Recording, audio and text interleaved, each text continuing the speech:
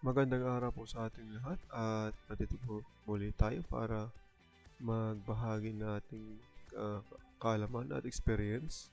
At meron po tayo ditong mga buried markers na ipinakita po sa atin ng ating ka-TH at pina-assist po sa atin at ating pong titignan kung ano bang resulta, kung meron bang laman itong site nila na 4x4 po ang kanilang tinisdig.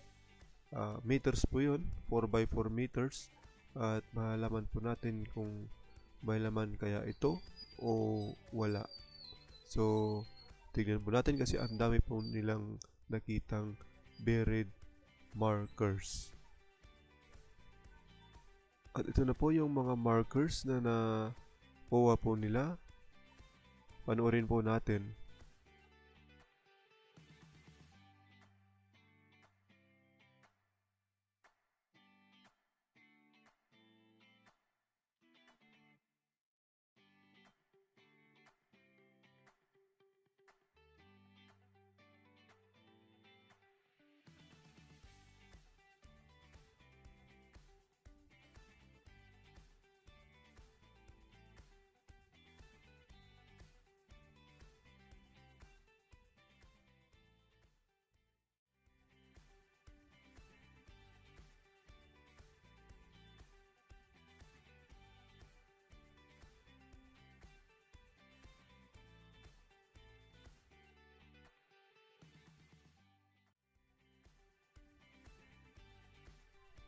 At matindi nito ay ito pong mga basag-basag na klase ng bato na ito ay napakarami. Talagang halatang binasag-basag ito po at talagang inilagay dun sa hukay na yon na tinisdig po ng ating mga katiis at hinukay po nila.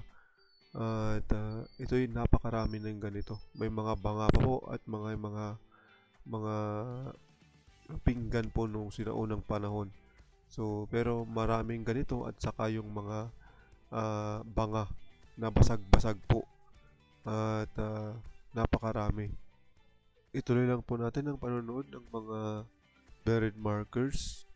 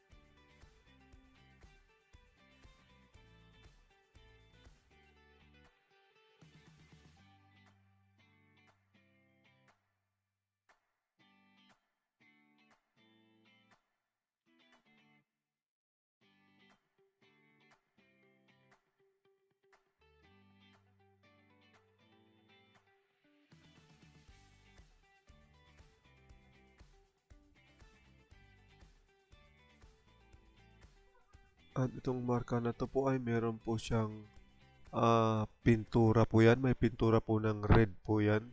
At halos kalahati po niyan ay may red po na paint. So, hindi lang masyadong kita rito. Pero ganoon po yung itsura niyan. At sa ilalim nitong bato na to ay may banga. Okay, so may dinagdagan siyang banga at saka mga bato na puti na basag-basag na katulad nung pinakita ko kanina, na basag-basag na kulay puti na bato at yun po ang dinaganan nito. Ang masasabi ko lang sa red paint na to ay ito ay nagsasabi pong stop. So do not continue digging. So stop po. Ano kaya ang resulta sa scanning, detection at sa pagbabasa ng mga marka rito? May laman kaya ang natestig na to at hinukay nila? Ang masasabi ko lang po dito ay ito'y mga totoong mga buried markers. Gawa ito ng mga Hapon. At totoo po silang mga buried markers, pero hindi po sila nagsasabi na may treasure. Parang meron lang pero wala po talaga. So ito'y mga decor markers lang. At pero may mga true markers din yan. Mga parang palatandaan yan na pang lito na parang akala mo merong deposito sa hukay na yan. Pero wala talaga kasi wala akong makita na alignment, pattern, or palatandaan na talagang may deposito sa ilalim. So, may napansin ako dyan mga stone maps lang. At yung mga stone maps na yun ay ito po yung nagtutukoy kung saan talaga nakabaw ng deposito.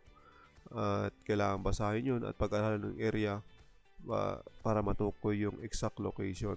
Sa detection naman ay wala po tayong na-detect dyan na